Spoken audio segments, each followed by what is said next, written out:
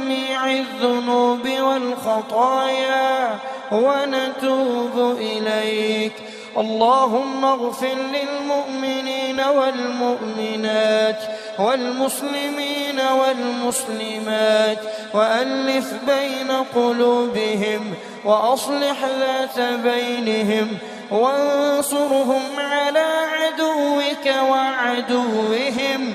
اللهم العن الكفرة الذين يصدون عن سبيلك ويكذبون رسلك ويقاتلون أولياءك. اللهم خالف بين كلمتهم وزلزل أقدامهم وأنزل بهم بأسك الذي لا ترده عن القوم المجرمين.